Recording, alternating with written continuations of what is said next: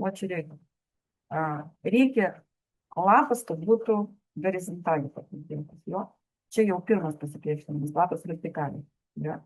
Tuoj aš pasižiūrėsiu, kas yra taisymė kažkokių. Dėl kokių priežasčių. Man dar parašė, dėl kokių priežasčių, ir tokį padėtis ir panagės.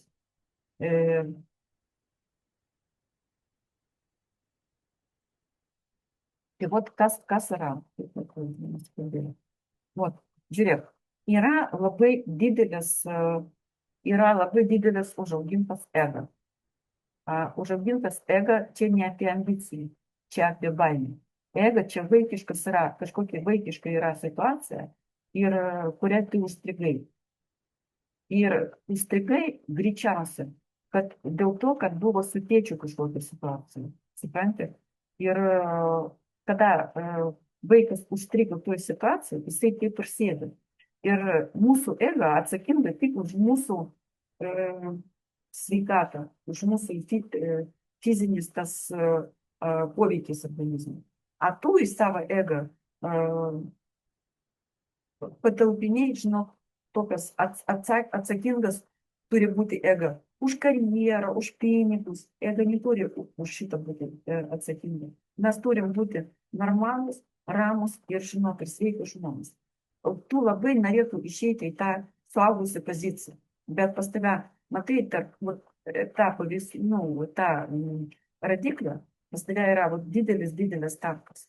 Tiesiog veiksmai tu darai, bet veiksmai pas tave daugiau, žinok, tokie konfliktiški. Ir reikia pasižiūrėti, kaip tėvas su mama konfliktavo, į kur tu ten užstrigai, ir tu lygiai kartuoji visą pasą. Ir, žinok, ir vat kada tau reikia peržiūrėti savo tikslus, nes čia tikrai ne tavo tikslus. Čia tikslus tavo mamos, tėčių, aš jau sakiau, kad tėčių tikslus, ir žinok, ir tu tiesiog savo neleidai būti, jeigu tėtis buvo, toks, galiu pasakyti, dar energijos trūkumus yra vidinis. Ir jeigu tėtis buvo toks nepasitikintis savim, tai žinok, tiesiog neeisi geriau už tėčio gyvenimą. Kažkiek tai. Aišku, ten daugiau aš norėčiau klausimų užduoti, suprantu, kad pakol kas tai. Tai žiūriu, Neila parašė, supratau, iš tėtės pusės tikrai turėjau labai gerą pavyzdį ir palaikymą turėjau kaip uždirbti ir pasitikėti savim. Dėkuoju. Neklausimas, aprašymas, prašau labai sutvarkyti mane, kaip galėčiau pagaliau gyventi savo gyvenimą be kalties įtikinimą kitiems. Davai, kad nebereikia iš save tokį, žinot, bejėgišką mergaitę, tu viską pati darai, mes tiesiog kūrėm tą aplinką, kur moteris gali, žinok, Renata, tau sakiau, kad moteris gali save atrasti ir, žinok, eiti į priekį toliau. Daiva, viskas, šiandieną daugiau nieko negaliu pasakyti. Nes galiu pasakyti taip, kad kada mama gimė, kada buvo mamos gimdymas, reikia pasakyti, kas jai buvo, ar jinai maitina jūs, ar nemaitina. Žinokit, nes pas jūs yra mamos pradinė bendravimą yra tuščias.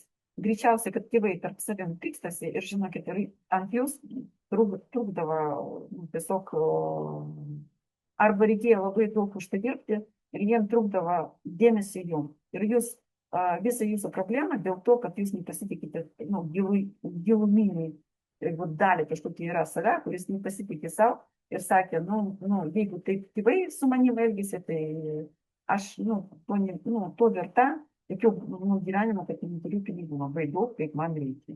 Ar realiai taip nėra. Jie gyvena dėl kitų priežasčių, jiem buvo labai sudėtinga ir jūs turite suprasti, kad jūs turite savo leisti galimybę ir suklysti, čia vienas dalykas, ir realizuoti save. Pas jūs yra toks kontrasistema. Aš neinu į tą realizaciją dėl to, kad aš bijau suklysti. Kažkaip taip šiandien. Būtų įdomu, kad jūs parašytų taip ar ne, ir būtų labai įdomu. Tai mes einam tada.